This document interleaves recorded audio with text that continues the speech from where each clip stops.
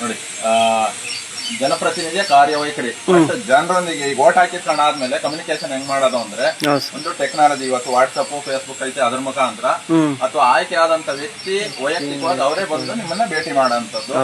ಅದಾದ್ಮೇಲೆ ಸರ್ಕಾರಿ ಅಂಗ ಅಂದ್ರೆ ಯಾವ್ದು ಗ್ರಾಮ ಪಂಚಾಯತಿ ಅಥವಾ ಹಾಸ್ಪಿಟ್ಲ್ ಬೇರೆ ಯಾವುದೇ ವ್ಯವಸ್ಥೆನ ಬಳಸ್ಕೊಂಡು ನಾವು ಸಮಸ್ಯೆಗಳ ಕ್ರೋಢೀಕರಣ ಮಾಡೋದು ಮತ್ತೆ ದೂರು ಪೆಟ್ಟಿಗೆ ಅಥವಾ ಪ್ರಿಮಿಸಸ್ ಅಲ್ಲೊಂದು ದೂರು ಪೆಟ್ಟಿಗೆ ಇಡೋಂಥದ್ದು ಇವೆಲ್ಲ ಬೇಡಿಕೆ ಸಂಗ್ರಹಣೆ ಮಾಡೋದು.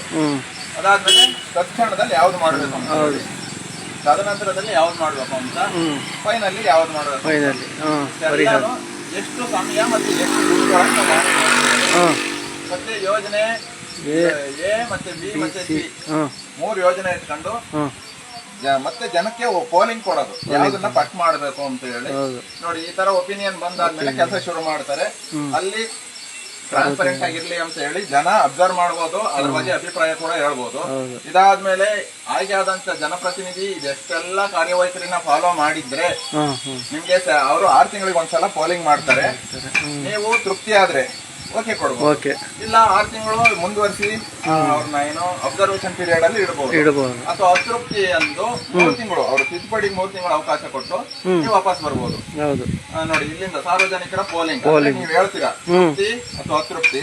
ತೃಪ್ತಿ ಆಗಿದ್ರೆ ಆತ ಮುಂದುವರಿತಾನೆ, 3 ತಿಂಗಳು ತಿದ್ದುಪಡಿ ಆದ್ಮೇಲೆ ಮುಂದುವರಿತಾನೆ, ಇಲ್ಲ ರಾಜೀನಾಮೆ ಕೊಟ್ಟು ಮನೆಗೆ ಹೋಗ್ತಾನೆ.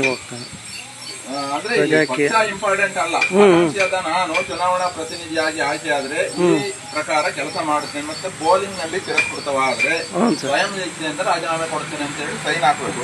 ಯಾರಾದ್ರೂ ಯಾವ್ದೇ ಪಾರ್ಟಿ ಆಗಿರ್ಲಿ ಹೀಗೆ ಕೆಲಸ ಮಾಡ್ಬೇಕು. ಆಪ್ಷನ್ ಇರುತ್ತೆ, ಗೊತ್ತಾಗಿಲ್ಲ ಅಂದ್ರೆ ಅಥವಾ ತಪ್ಪಾಗಿ ಮತ ಅವಕಾಶ ಇದೆ ಅಥವಾ ಏನಾದ್ರು ಚೆನ್ನಾಗಿ ಕೆಲಸ ಮಾಡಿದ್ರೆ ಪ್ರಮೋಷನ್ಗೂ ಅವಕಾಶ ಇದೆ.